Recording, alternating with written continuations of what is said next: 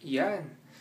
Ito tayo ngayon sa presidential suite ng Intercontinental Hotel. Kita nyo naman, may tapat ng Convergys, no? With the very long boardroom table. Ang ganda na kanilang ceiling. Ayan. Tapos meron pang matching candles. So may tapat lang tayo ng Convergys. Ayan. Ito daw. Whether may miss. Ayan. Ayan ba? Walk-in closet. Walk-in closet. Okay. Magbibihis. And meron tayong jacuzzi. Tapos sauna.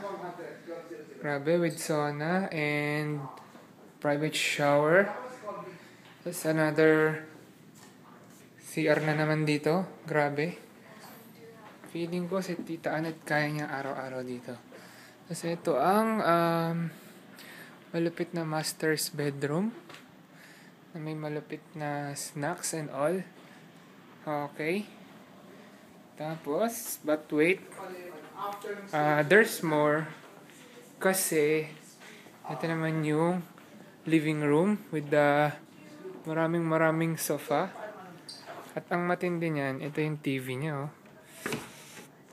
Grabe.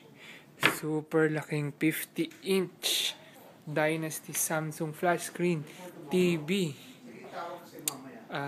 And ang napakaganda ng view with the EDSA na traffic. Diba? So, ang saya-saya.